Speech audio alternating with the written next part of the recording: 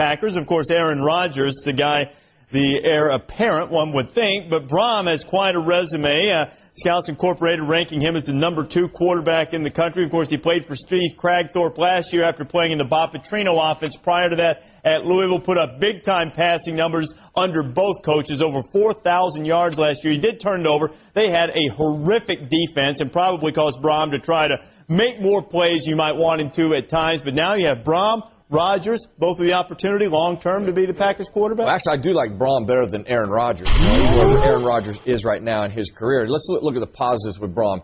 You know, as Reese just mentioned, he's played in 2 pro-style systems. That's a plus when you come to the NFL. I thought he was more mobile as far as moving in the pocket and getting out of the pocket. And I felt a lot of times he was running for his life, too.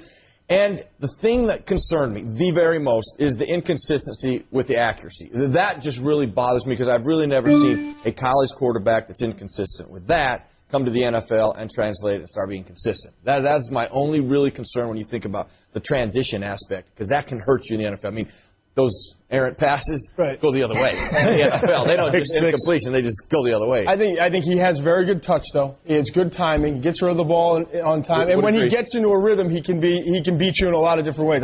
I like him. I honestly think Brian Brohm 2 years from now could be the starting quarterback of the Green Bay Packers. It would not shock me at all. And I still think Aaron Rodgers has a chance as well, but I think Brian Brohm's upside is greater than that of Aaron Rodgers. I look at him. The size is solid. He has a background that's solid, and I think mentally he has what it takes to get it done at the next level. How did your evaluations compare? Aaron Rodgers coming out of college, Brian Brohm coming out of college. They're surprisingly similar. I mean, I look at Brian Brohm. I have him 27th overall, and then Aaron Rodgers I had early second-round range. So not that far off. I rated Brohm a little bit better coming out of school. I thought Rodgers, no creativity coming out of school. Questions about, obviously, the Jeff Tedford system. And similar with Brohm. How does he perform when the initial play breaks down? And that's something I'll be interested to see between both of them. You know, it's funny. When Aaron Rodgers was coming out, the one thing that he lacked was any anticipation. He had to see a route come open, see a wide receiver come open, and that is just disturbing if you're thinking about transitioning. Brohm does not do that. He will throw with anticipation. That is a huge advantage going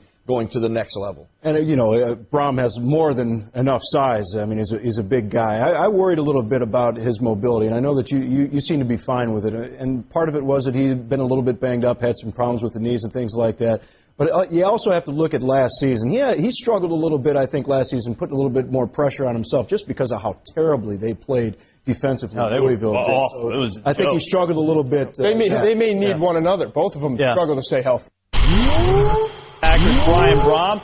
Brian, what was that wait like for you as you were hoping to hear your name called?